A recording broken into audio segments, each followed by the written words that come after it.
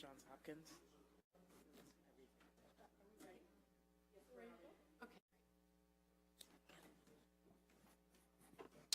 Welcome everyone to the Englewood City Council study session Monday, March 18th at 6 o'clock, and all are seated here tonight. We're in this room in order to make sure that the hopefully the live streaming will work from this meeting to the next. We hopefully won't be here forever, but at least for now we're having this study session in here as well. So our first item up tonight for the study session is the end of year financial report for January and February financial report. And so here to present to us is Director Maria Sobota. Good evening, City Council. So tonight I'm going to talk a little bit about the progress we're making in closing 2018, and then we can also address any questions you may have regarding progress January and February year to date. So I have previously reported on 2008 preliminary financials in February, and as of today there are very few changes in the general fund from the previous report that was submitted to you. The numbers you will see in the memo that there is an increase in the general fund revenue from approximately $50,262,581 to $50,519,177,000, and a slight decrease in expenses from $44,757,845 to just slightly lower than that, $44,544,207. So the general fund estimated year-end balance is now $19,725,767, and the reserve available above policy, of course, changed now slightly from 9.5 million to slightly below 9.1 million. The most significant changes that you would have noticed were in the capital project funds, and this reflects reconciliations that are occurring as a general course of business, where we're looking at the funds that were encumbered in those capital project funds relative to whether or not the work has been completed. And so those reconciliations are occurring right now, and they will be tested through the audit process, of course, as you know.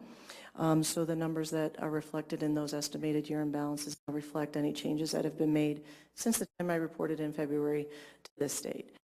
So the financials will be closed, or they are closed now, and they will be audited. And as soon as they are audited, I will bring back a final 2018 report after the annual audit is completed. Before I move on to January and February, would you like to ask me any questions specific to some 2018? That would be great. Council members, anybody have questions? Seeing none, go on to January, February. Okay. So no major highlights to point out regarding January and February financials. You know, as we expect, you know, the revenues are on track and our expenses are slightly below. I don't think that's concerning. As you know, in 2018, the revenues were slightly higher than we had budgeted. The fact that they're on track right now isn't necessarily unexpected because of the timing of actually receiving, for example, property tax revenue. So that's slightly below. If you look at the details, property tax collection is slightly below where we were at through the fiscal year, but that's a timing issue versus any concerns that we've got any revenue issues at this point. So just want to make sure I address that. And the expenses are below budget right now, so that's good. Of course, the year-end balance that is being shown in February year-to-date report would be subject to change based on where we end the year with the final audited report. So I just wanted to bring that up as well. So with the figures you currently see, the estimated reserve available above policy is currently 6.6 million. Again, I don't think that's a cause for alarm either because of it's above the policy, first of all, but secondly, it's lower than where we left the year simply because of the timing of the revenues and when we expect to receive them. So I don't really have any earth-shattering news to report regarding anything at this point. If I knew of something, I would bring it forth, but I don't have anything at this time. So I'll open that up for any questions. Mayor Pro Tem Russell has a question. So my question is the year-to-date expenditures, oh wait, that's 6.67 million. So What is the reserve that's available now? Is the reserve less than it was for the ending of the year? I mean, It is because of the timing of the revenues and the expenses. So how do I explain it? So because we encumber at the beginning of the year and we haven't necessarily caught up on all the revenues, that amount above the reserve policy is going to be a little bit lower. okay, so my question is, does that mean we really don't have 9.5 million in reserve right now? That's correct. As of right now, we have 6.6 million above the policy reserve. That's correct. Okay. And it will catch up. At what point would we have the 9.5 million? I can't answer that question. Or we may not have it, right? Possibly. Okay. All right, thank you. We don't expect not to have it, but it's possible. Councilmember Berentine. So that's part of the preliminary for 2018, and that is the part that's over the reserve is the 9 million on the very front page. Right, and that is the balance that we push forward into the next year, but depending on where your revenues and our expenses are at in January and February and your encumbrances, that reserve balance will decrease. Okay, so January 1st, we had $9 million in reserve. Correct. Okay, and we don't have 9 million in reserve, and we're $3 million less Because of the timing of revenues and expenses so far through the year. I think a $3 million timing issue in 2 months is significant enough to know just what it is. Well, point of information, wouldn't it be the 3.1 million that we transfer from the general fund to the capital project fund? I'd have to follow up to say that unequivocally. I think that's why I'm saying it's a timing issue. So I will look into that and advise. I would appreciate that. And then I had one other question on the, because it looks in some things that we might be trying to spend this 9 million already, so we need to make sure that day by day, month by month, timing by timing, that we know exactly how much we have. And if we've already spent it or pushed it somewhere else for something, then we need to be careful on thinking that we still have 9 million. So I appreciate Councilmember Sierra's question. We'll get that. Can I address that? Down. Sure. So I understand the item that you're considering, and I believe the expense was under $50,000. So regardless whether or not, we aren't asking to spend over $6 million on an expenditure. Oh, no, I understand that, but $6 million is done $1 at a time.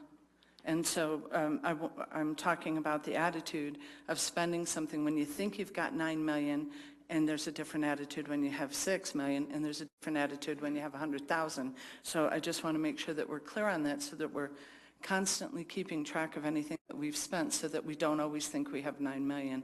But I think you've got the point. The number's On correct page as of 3, February. I apologize. Go ahead. No, the number's correct as of February. So any decision you would make today would be based on the 6.6 million. Okay. And then on page 3, I just have 2 more quick questions. What is why is it's just a little confusing the way that that's being put down there for the general fund transfers.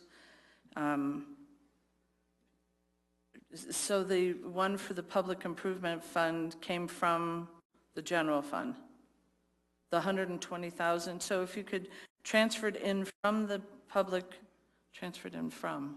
From the Public Improvement Fund for debt service, and you're talking about December report?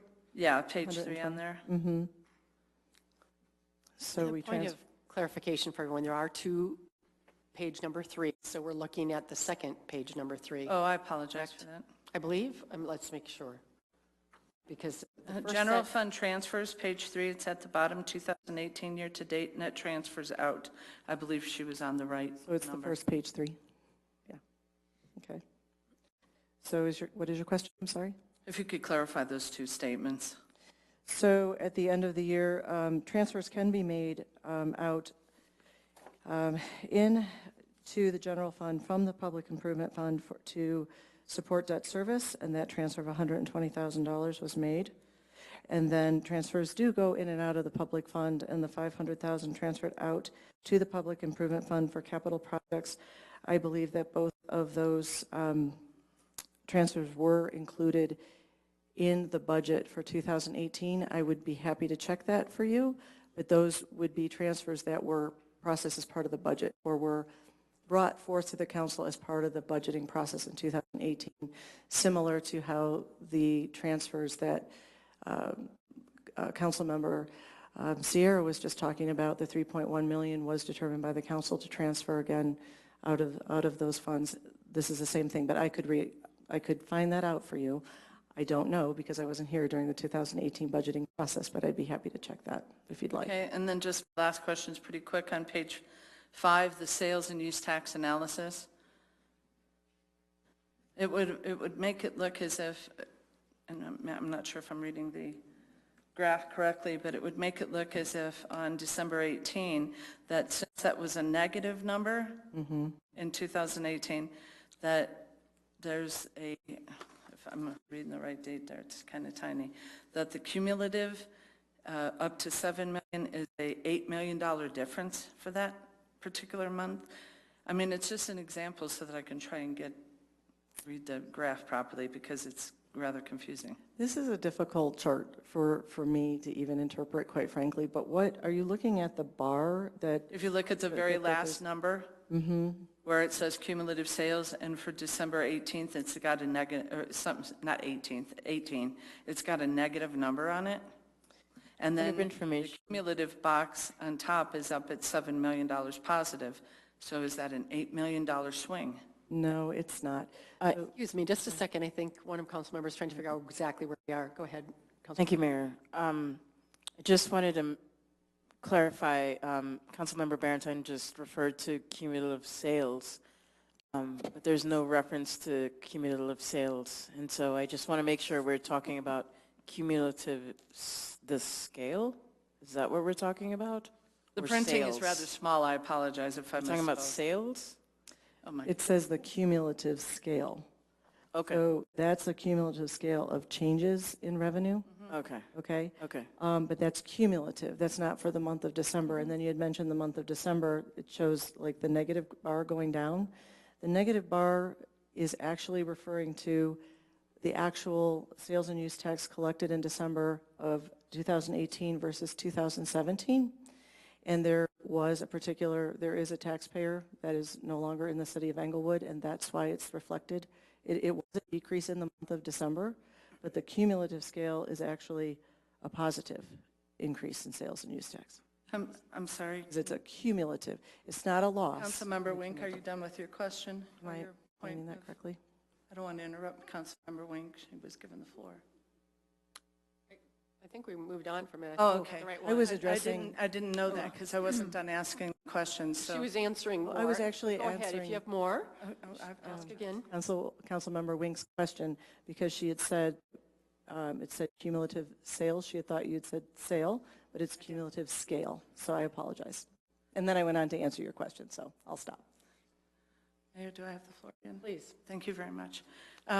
Yes, I misspoke. As I said a couple of times, the printing's rather small for me, so I apologize if my eyes saw sale and not scale. But it doesn't change the question. So I appreciate your information that you're trying to say that this is an overall from the last year. But when we have a negative number like that, and this is, I'm not sure the usefulness that this chart is giving me, unless it's telling me that from one year to the next, I have an $8 million swing, then I'm not sure what the benefit of the information is. So if you just take a look at that, like you said, it was a little confusing for you and hard. If you would just look at that and see if we could make that either a little bit more useful or get rid of it. Can I address Go ahead one more and time? please respond if you'd like at this Okay. point. So if you look at the chart, on the left-hand side, it says monthly scale. And you can see the numbers are much less significant. Okay. The monthly scale is related to the bars. Okay? So for the month of December, the bars had a decrease of approximately 200,000 in collected sales and use tax. That is related to the fact that a business is no longer in operation in the city of Englewood. So we collected less tax in the month of December versus last December, 2017, okay?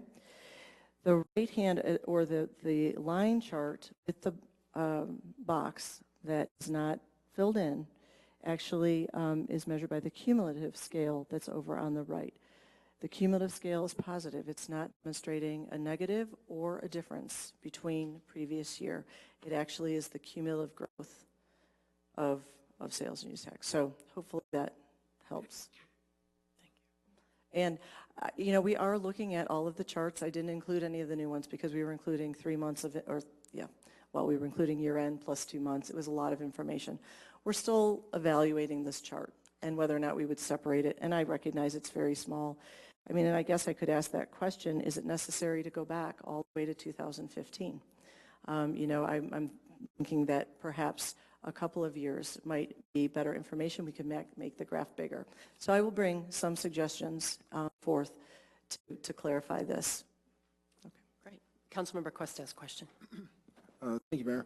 On page 7, the sales and use collection year-to-date, going into Area 14, which appears is now internet sales tax, which prior appeared in Area 7 up until 2018, where it was then made its own category, Area 14. So it looks like in all of 2018, we collected $45,000 of internet sales tax. And through, it looks like just January and February, we've collected $18,000 in internet sales tax. So we're halfway, give or take, call it 45% of the way, in 2 months we were in 2018. Can you speak to that at all, why there would be such a considerable increase? To me, I would think that maybe there's more online shopping so far in 2019, but nothing that substantial that would come to mind. Yes. Thank you. So that is related to the Wayfair Act. There's new legislation regarding internet taxes, and we have businesses that are voluntary reporting themselves as internet businesses now. Can you please repeat the name of that new legislation? Wayfair. Thank you. Thank you, Mayor. Thank you. Further questions? No one else? I did want to make a comment about that one particular graph that's on both of the sets of information, which shows up on a page 5, I think, on both. We have gone round and round as councils in the past with this particular one because it's probably caused the most confusion amongst ourselves and also amongst citizens when they look at it. So if there is a better way to show this, or at least explain it a little bit better on what it's comparing itself to, that might help, because I always have to do this little mind twist. Okay, remind myself what this is, because it looks like we're really going down the tubes at one point and then we're changing. But one of the things that we asked for with this was to be able to see the trend in both directions and be able to watch that over time. Maybe we can do that a different way, I don't know. But it has been problematic. Thanks. Anybody else? Councilmember Sierra. I was going to say, I personally don't think that chart is actually very helpful. I've never really looked at the bars themselves. I've always looked at the cumulative scale in blue. But overall, I just don't see what the year-to-year change, especially with as many businesses that are coming into the area, are what it's trying to show. So I would prefer to just have that entire chart removed. Councilmember Martinez. I could live without the chart also, but I do think it is helpful to see the trends over time. So maybe we keep some aspect of that, but not the, excuse me, the monthly data. Thank you. Any further questions or comments? Seeing none, thank you. Thank you. Next up is our Code Enforcement Advisory Review. And our City Attorney Alison McKenney Brown has been working on this. It's here to present, to review the code enforcement materials that she's submitted to us. Good evening. So if you look at the document that I provided, it begins with Basically, I took all of Chapter 10 out of the code, and then in a box in the middle of the page, I put some issues, the issues that would be specific to that section of the code. And then based on those issues, I proposed an update. And I came before you a couple weeks ago and told you that was in there and what it looked like, and asked all of you to review that and decide which parts of that you liked, which parts of that you don't like, if there were any changes you wanted to make, and then provide that information back at the next meeting, which would be tonight. So nothing has changed in this document since we presented it a couple of weeks ago, but now it's your opportunity to talk to each other about the proposed updates or any of those questions and concerns. Thank you. Council, why don't we take it one by one? Is that helpful to you if we do Chapter 10, 2, 10, 1, and the first set of notes and then the update? Are you in agreement with these? Do you have any concerns or questions? Councilmember Barentine.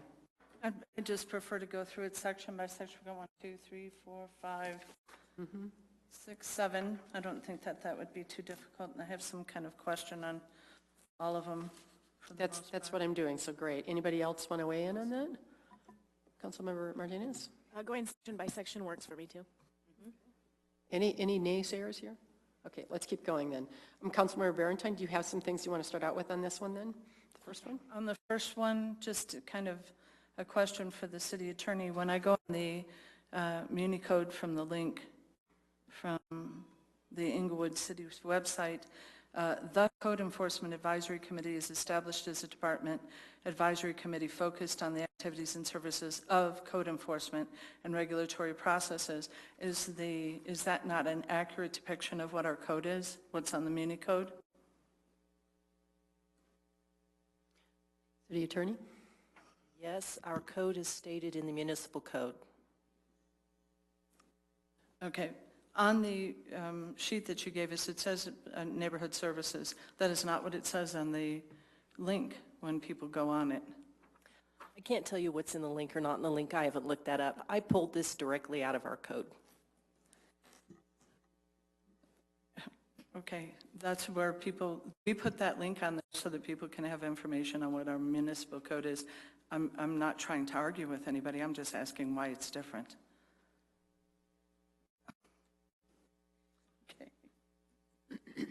Do you have a problem with neighborhood services being left out of it? Well, I have a problem that I think it's already been changed. Okay, well, then you're in favor of that being the way it is currently being suggested? Just for the code enforcement to be in those two places, it looked like it already got changed. And if it had already been changed, then I'd like to know when it was and why we're looking at something that might have been older. It just didn't match. I'm not trying to argue with anybody. Okay. Just, this is what I pulled off of the site. Okay. Great. Is there anything more about 210.1 that you'd like to make comment of? Was there at any point where it was changed, and that's why it's on the municipal code, because that might make a difference for some of the other changes that I saw that were on there. If we have a link to something, I would assume that the citizens would believe that it's an accurate depiction of our municipal code. So I don't know if this helps or not, but I just followed the link to municipal code, and I went back to Chapter 10, and 2-10-1 still uses the exact same language that I pulled off of the code. It says, the Code Enforcement Advisory Committee is established as a department advisory committee focused on the activities and services of code enforcement and regulatory processes of the neighborhood services section of the police department. So I'm not sure where you're finding anything where it's written differently, but everywhere I've had access to it, this is the language. Okay. Thank you. Labor. Mayor Pro Tem Russell. I understand from reading this that the Neighborhood Services Department is no longer a department, that we no longer have that.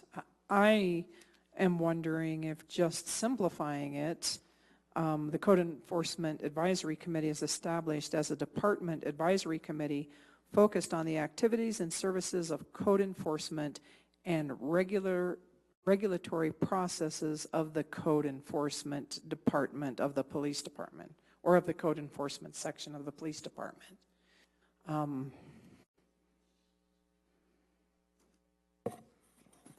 And also, I mean, the way it was changed down at the bottom, I think it is too restrictive. I think it needs to be more general. And there, in the bylaws, and I did not bring those tonight, in the bylaws, were there other sections that were included in the bylaws than sections that are included in the changes here? I did not go back to the bylaws. Bylaws are created by the body itself, and the Code Enforcement Advisory Committee in the last year went back and looked at their bylaws and actually sent a couple copies to me. So the language, they were concerned that they were not meeting the language of this code.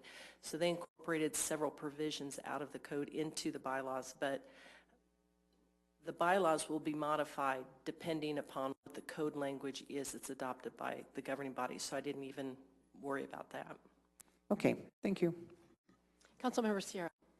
I like the proposed update. I guess my only question was whether or not we need to put a time component on there. At the very end, the last sentence just states, provide recommendations to City Council for updates and modifications. Should we state in there that it needs to be at least once a year, or otherwise I'm fine with it, just wanted to know if there was a time component that we should add. All right, so there's an idea about changing that. Councilmember Wink. Thank you, Mayor. To Mayor Pro Tem Russell's comment about the bottom part being vague, I just wanted to clarify what part is vague. So are you asking her a question? Exactly, yes. Mayor Pro Tem? I'm not saying that the bottom part is vague. I think that I was saying that the top part, I think the bottom part is more restrictive, is what, if I said it different than that. You mean The bottom, the proposed update, I believe is more restrictive rather than a more general description, and maybe I used the word vague and I shouldn't have, the more general description by just leaving it open-ended a little bit,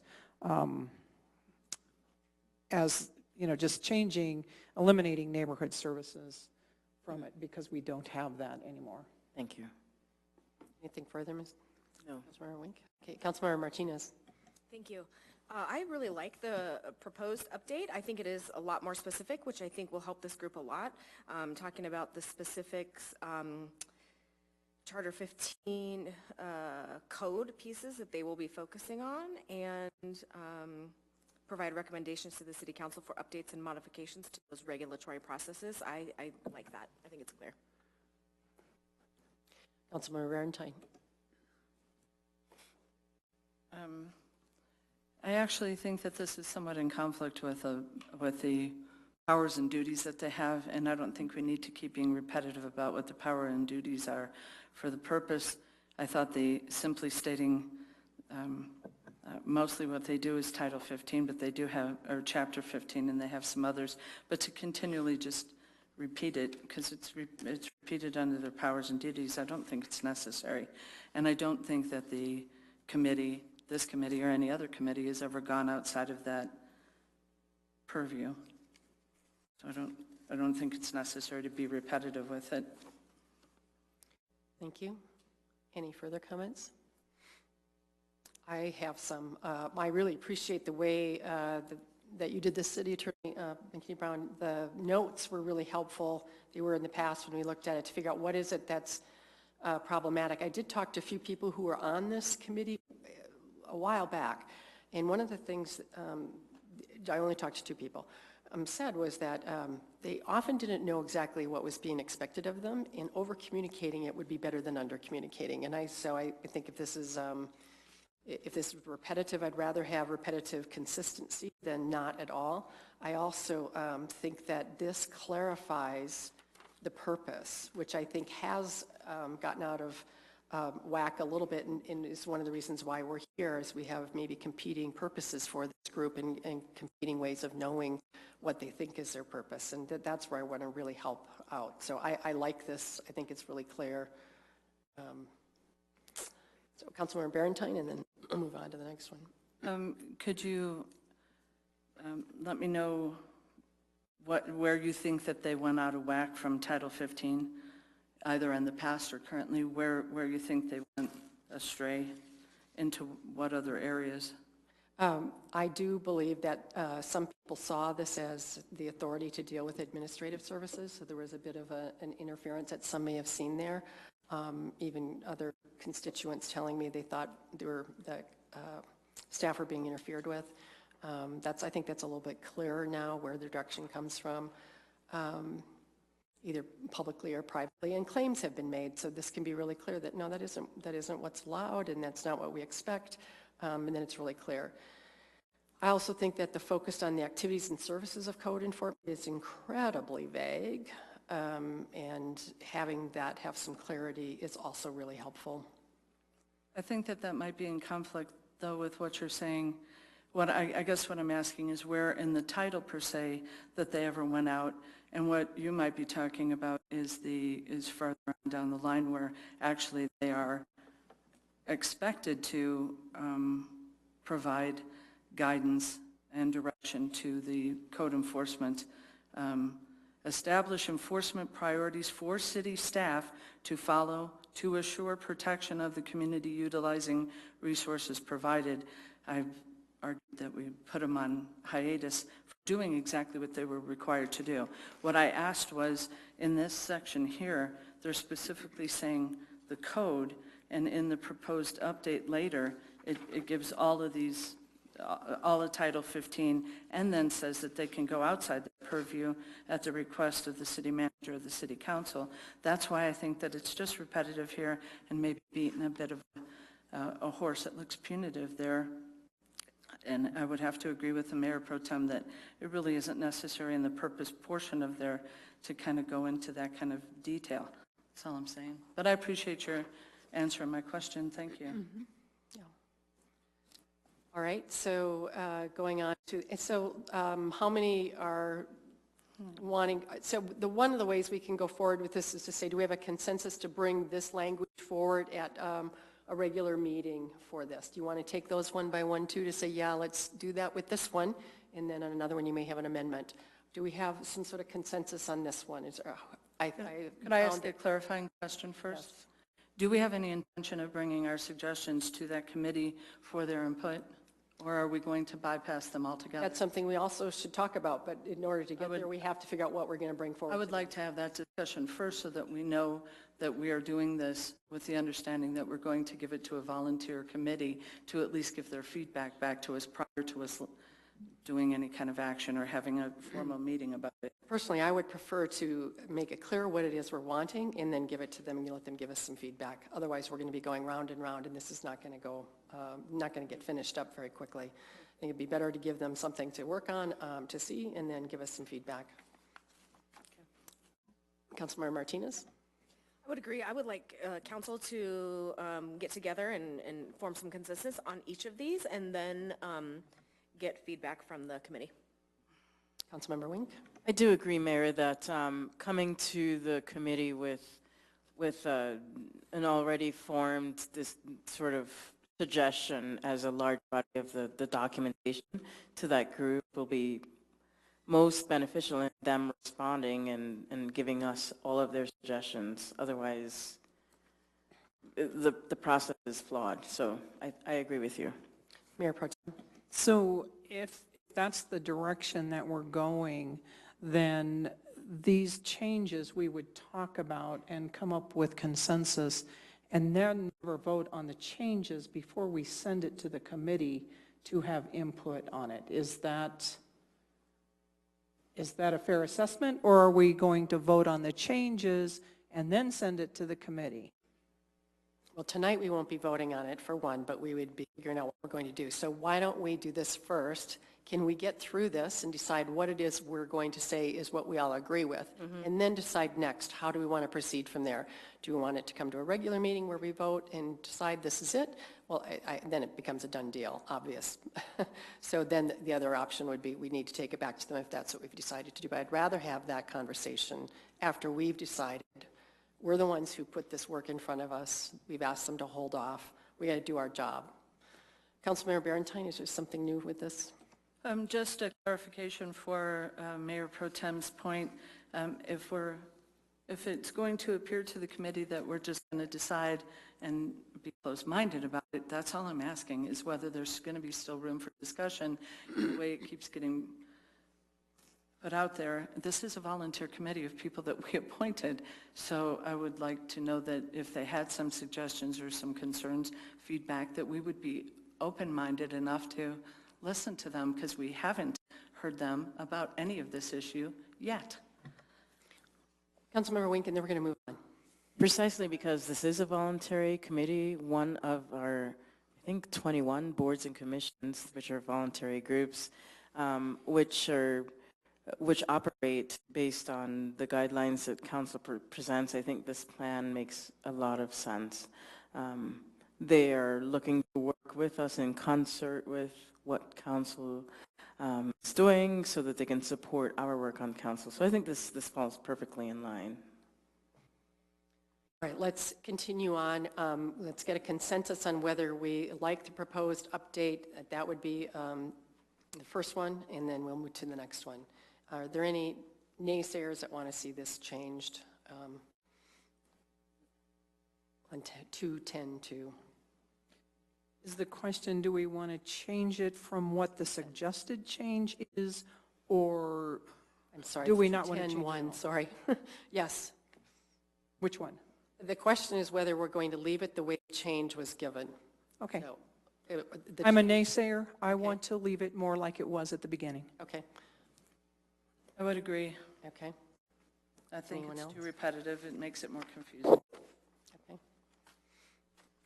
I think we have enough to say let's move the new wording forward. The second one is 210.2. Sorry, I had moved ahead already. So on this one, any particular questions or concerns? This is the composition and membership. Councilmember Barentine? I need to know why, two questions. Why are we changing it to citizen at large? And why is there a January 2020 date on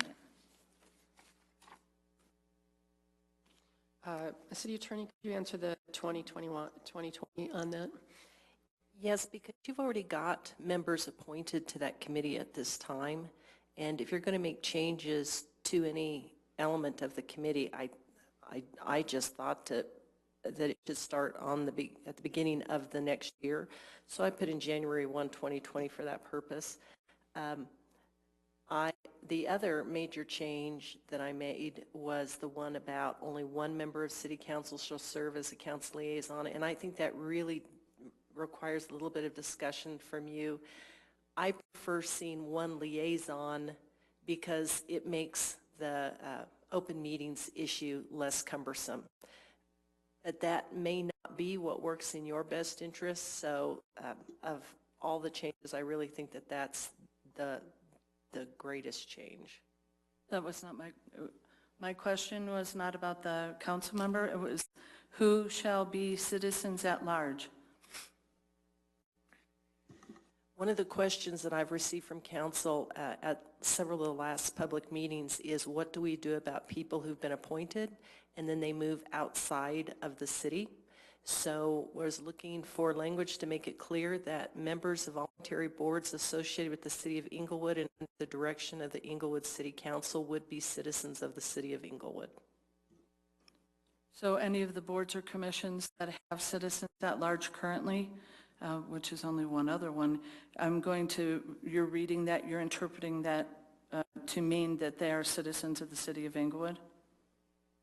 are you interpreting if a board has just members like this was before, that it was intended that they were to be members of the Inglewood community and citizens of Inglewood? That's exactly, I think, what the issue is you're asking me what my interpretation of the existing language is. And I think that's a difficult position for all of us to be put in. So I was trying to come up with clear language. Does 7 members mean 7 citizens? Or does it mean any 7 people that choose to apply that the council want to appoint, whether or not they're Inglewood citizens? And according to some of the questions that council members have been asking me in the last several weeks, none of us are sure. So I use the citizens at large language that's already been included in the code for other boards and commissions, because I think it makes it very clear they are citizens of the community. So, okay, so that answers my question. The citizens at large, you're believing that makes it clear that they're citizens of the city of Inglewood. So then the other 2, 3, 4, 5, 6, we don't have 21 committees, but the rest of them, there's only 2 of them that actually are specific. So by defining that, that's the question I had, is by defining that, by changing that members, how much we leave ourselves open, that we're just admitting that the rest of them are vague. But you've answered that. Thank you. Mayor Pro Tem Russell. Okay, so the question that I have on the proposed update, the city manager shall appoint 1 member of city staff to serve as the staff liaison and 1 member of the police department staff to provide technical information regarding the regulatory processes subject to review by the committee. Up in the original, it says, and 3 ex officio staff members appointed by the city manager. What currently those 3 staff members are is 1, Mark Wolf, so it was the interim city manager, was the city ex officio, then Commander Englert was the police representative, and then Marlene Lammers was the recording secretary. So if they're, and then, you've added in here at the manager's discretion, a single individual may provide both services, meaning the staff. Does that mean the staff? And what about a recording secretary? Is a recording secretary going to be required for this committee? Whether or not a recording secretary is required was never addressed within the code the way it's currently written. I think something in the bylaws is something about the recording secretary. That's an old-fashioned term. Recording secretary is the person who sits and writes out the minutes, and this city's moving away from the necessity of that and tape recording the minutes and then going back and creating final versions. So I think the committee itself is making decisions about whether it wants a recording secretary. One of the issues that was discussed about this section previously is it does have 3 ex officio members, and the city is paying 3 people to be there. They're not voting, but they're supposed to provide some kind of support. And because of one of the things that the city council's been concerned about is skyrocketing costs, it seems that that's a place where overtime might be cut. So as I'm aware, the Code Enforcement Advisory Committee has been operating with just 2 appointees for quite some time. I think Mark Wolf, who was the acting deputy city manager, went to a meeting or 2, but before that, I had no knowledge of 3. So again, that's a discussion for you guys to have. These were my ideas based on the questions and concerns that have been brought to my attention, but you get to make the decision. Okay, so with that said, I would like to make a suggestion that I don't think it's necessary to have a city staff person there. I do believe a representative from the police department, Commander Englert, who is the code's, the police department person that's in charge of the code department. I believe that is a great resource.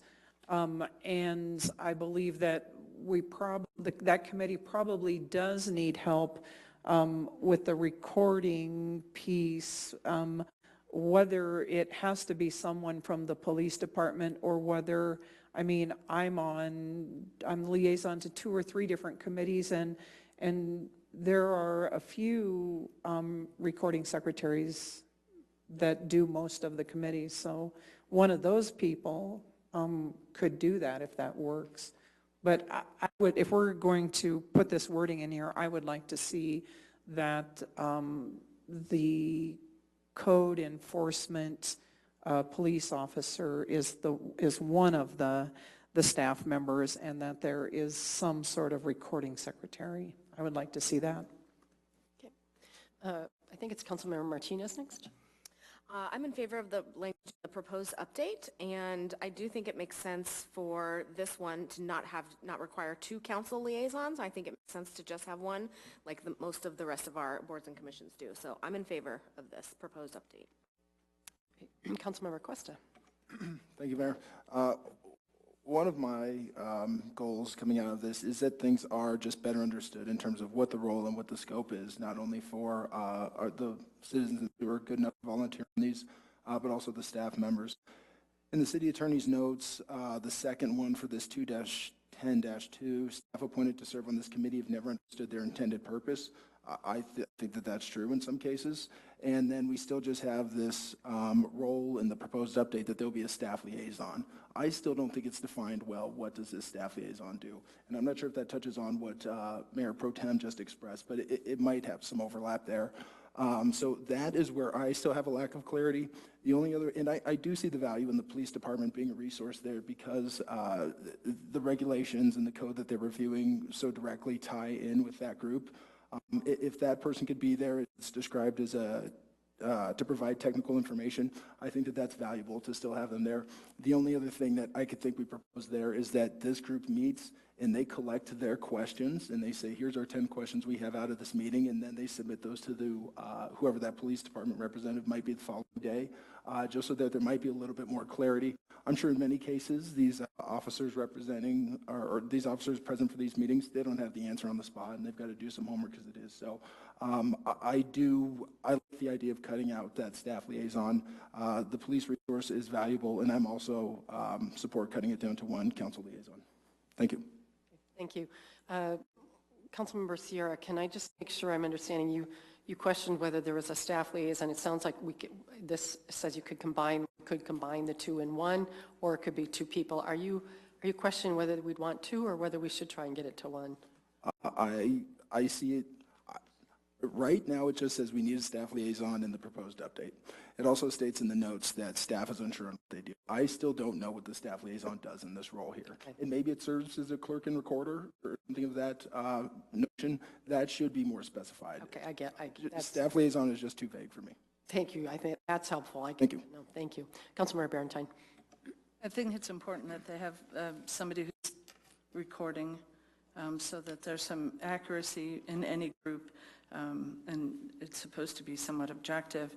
Under C, when they're advising the city council, they are supposed to be the conduit between the community and council.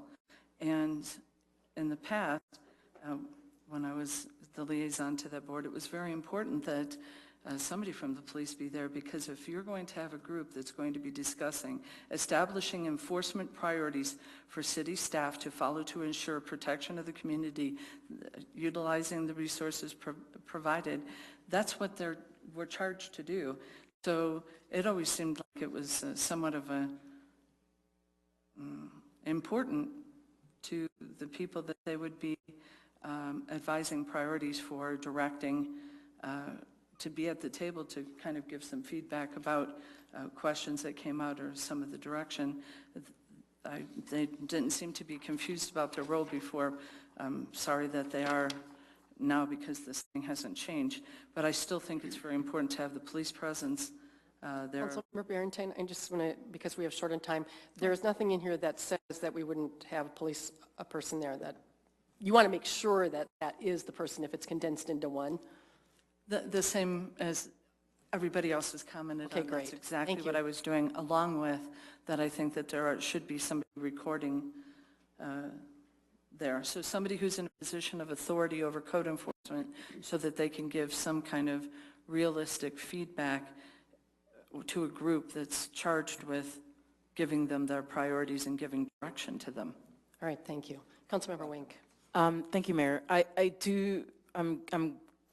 I appreciate the way the language is as stated in our packets, and I just want to reaffirm that I believe that there's absolute value in having a staff member present to serve the function that Member Barentine just raised in terms of having that authority, that objective authority to sort of validate and assess what's being decided and help come to a good decision based on their contextual knowledge and their role within the city administration. So from what I know of other city boards and commissions, the staff liaison roles are very instrumental and useful in many, many ways. I've experienced it myself, so I'm definitely for that role. Thank you. City Attorney, does that give you a little bit more to go on? It sounds like what some are needing is some clarification on what the actual role of the city liaison is in this. That, I don't know that that's appropriate within the code. That is absolutely appropriate within the handbook. And the city manager directs a member of the city manager's staff to show up and provide this service. So we've spent quite a bit of time in the handbook that we're holding back on and waiting for this to be finished to bring to you, to define the role of the staff liaison so that so not just the code enforcement, but that every board and commission staff liaison understands their role, and every board and commissioner understands the role of the staff liaison. So that would be my suggestion, is that we do clarify that, but we clarify that within the board and commission handbook instead of just within one section about boards and commissions, because it's an issue associated with all the boards and commissions. Right. However, I can copy that section out of the handbook and put it in here if you'd like. And then the part about the city manager shall appoint one member of the city staff and one member of the police department. Because code enforcement is part of the police department, I put police department. If you'd like to change to police department / code enforcement staff so that everybody knows it's not going to be the chief of police who shows up as someone directly associated with code enforcement, I can certainly do that. All right, thank you. I am going to stop our conversation there because we have another item that is a time datedness for the school. We're going to have to find another way to go through the rest of these in the further meetings. So please keep thinking about what you need. City Attorney, would it be helpful? Did you get enough from us on what we had questions about on each of these? Do we need to go back with more? Like, would you like us to do what we just did with the policy handbook? I think that's helpful to right. get everything in writing so that nobody's confused about what the issues are. And then you would know right off the bat. Council, could we plan to do what we did just recently today, deadline today for the policy handbook, to actually go through this and give in-track changes, or if you want to do it by hand, that's fine, and send those off to the city attorney so that she'll know what it is the confusion is or what our thoughts are. Is that okay with everyone? Mm-hmm. And can we have a deadline for that? Can you do it in a week? 1 week. Yep. 1 week? Okay, great. Thank you. Next up is the Bishop Elementary School Stormwater Detention Project. Interim City Manager is here to present on this particular project. Thank you.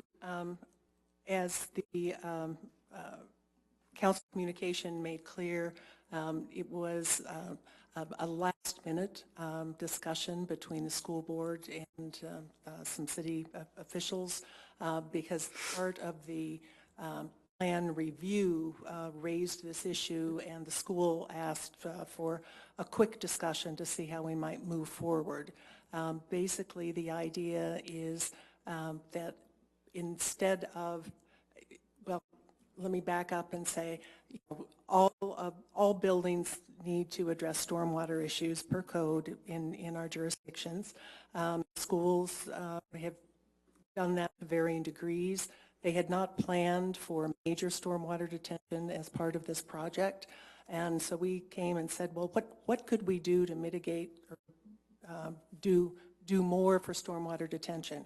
And the idea that some of their staff came up with, and our staff concurred that it was worth pursuing, was this idea of the permeable surface on the parking lot at the school. It would be much cheaper than some other alternatives, including underground storage tanks, which would delay the project and be very expensive and was not in their original budget. So this is very much an idea under discussion. No decisions have been made. The school district agreed that their engineering and support staff would come back with essentially a feasibility study so that we would know, if it'll really work. It sounds like it will, but exactly what it looks like on that site and what a potential cost could be. Because I think it could be a very valuable pilot project, and the schools were really not planning on this in the budget. They're generously agreeing to even consider contributing more for this project. And if we could partner with them on essentially a demonstration, I think it could be a value put to the city. So certainly we can discuss it, but we're not asking you to make any decisions tonight. We've set a tentative time to get back together April 1st. That's when their engineers thought they'd have the information that we needed. And then we would have realistic cost figures and would know more whether the project was going to be successful from an engineering standpoint. So with that overview, I'll be happy to answer questions or. Thank you. I also think, from the information that you're given, that I was at the meeting. I was asked at the last minute to join in. I am very, I really want us to do all new projects with really thinking about the stormwater. So if we have an opportunity to do something right every time we go forward, I think we need to be doing it. And so that's why I said, let's bring this to council right away, see if they have an appetite for it or not. Councilmember Barentine. I am kind of sad that the committee that's assigned to the school, we weren't notified. Councilmember Martinez and myself, we just met with them, and that would have been a more appropriate way to do that. And if you can do it on an emergency basis and get a meeting like this together and write up a report like that, then you have time to go ahead and notify the people that are on that board and council so that we all can agree on how we're being represented. It's something that ends up looking like we're kind of pushing something through. It is an additional $100,000. I have a question about how much use tax we would charge them on this project and whether we should go ahead and try to move forward with changing our ordinance so that we're partnering with them on every project by not taking money away from the kids by siphoning off their money into taxes that I don't think that we're entitled to. So if you could find that information out as well when they come and present. I'm also somewhat disappointed that they would state, maybe it was misstated in there, that if we don't partner up with them, they're not going to do it. I believe they care about this community. I believe they care about making sure that it's sustainable and that people are safe and that we do everything we can to help all the pieces. I think they've been great partners. So I'd like to get a clarification on that because that might have been a misstatement. It makes it look like they're, I don't think they would ever try to put us up against the wall and say, if you don't help us, we're not going to do something that would keep the community safer. So if you just get a clarification, I'd appreciate it. Well, I think the clarification is that they don't have anything in the budget, so it would be very difficult for them to help with this if we didn't make it possible, because they weren't planning on it. And that's why I'm asking that if we go ahead and make sure to right-size our charging another government entity use tax when I don't think we should be, they may have additional funds that they wouldn't otherwise. That's why I asked how much use tax would we charge them Certainly, on this I'll look project. into that. We may have another way to help them out. Mayor Pro Tem Russell. Thank you. Does the school property lie within a floodplain? Could I ask our engineering manager? He's shaking his head, so I think the answer is no. It does not officially lie within a floodplain. Okay. Is the city department requiring stormwater runoff protection Is that being required by the city? Yes. If it's not in a floodplain, why? Can you answer that, Paul? Go ahead and state your name so everyone knows who you are. Paul Weller, Engineering Manager, Department of Public Works. Our drainage criteria requires that any new development or redevelopment requires the property to provide stormwater detention. Was the school notified of that when they brought forth their building plans? It was later in the process. It wasn't with the first submittal, but with the new administration, that was made very clear to them that that's what we had expected. Okay, thank you. Councilmember Martinez. Thank you. I definitely don't want to delay their project at all and don't want to cause them to spend more than they planned on. So I'm in favor of doing whatever we need to do to partner with them to get this to be the most sustainable option for that part of our community. Great. So do we have a consensus to explore this further, to keep it moving? If we don't want to see a way that we could work together, whether it's through using use taxes or what format, then let's let it be clear. One piece that I think has been, so I was surprised that this hasn't been done at every school. I know that every development has to have some water retention plan, regardless of whether in the floodplain or not, correct? Yes. So the fact that they weren't was surprising to me. But at the same time, I think the state statutes allow for schools to be exempted from some things, and that may be where that happened. However, I would love to see us do this if we can, and I think anywhere we have water emptying from parking lots, including places like Sports Authority and places like that, we really need to take it seriously. So, Councilmember Cuesta? Mayor, for clarity on the consensus you're seeking, when you say explore this further, what, can you be a little bit more specific with that? If we know right now that we are not interested in looking at cost sharing with this or helping significantly, then it's going to go ahead without us, and it probably won't be done. So you are looking for then consensus on moving forward? Whether we should say, yeah, let's keep exploring it. We don't know the numbers yet. We don't know what the budget is. Nobody's put pen to paper to figure it out yet, or they're in the process of looking at it. Thank you. So I'm in favor of us moving something of continuing to explore this. I think I've heard from Councilmember Martinez that she is. Could I hear others just weigh in on whether you feel supportive of moving forward? This is not a decision on anything. It has to come forward to us with money and the whole thing. Councilmember Sierra? I'm also in favor of moving forward in the exploratory aspect. Councilmember Wink? I am also in favor of moving forward, Mayor. Right. Anybody not interested in moving this forward? Councilmember Barentine? I need to have the information about what the use tax would be and whether there's other ways we can partner with them so that they don't feel like they have to come to us with hat in hand every time, that we're just not going to charge them the tax, and then they'll know they have the additional funding. I think that's been very clear. Councilmember Cuesta? Thank you. I do support acquiring more details. Thank you. All right, thank you. All right, I think, Interim City Manager, does that give you what you need? Yes, it does. All right, Thank you. thank you. We're going to take a 5-minute recess and start the regular meeting at 7:10. Sorry for those of you that have tuned in. We started our study session in this room tonight in order to ensure that the video streaming would work. We're hoping that's the case tonight, but we went a little over in the study session, so we'll start regular meeting at 7:10.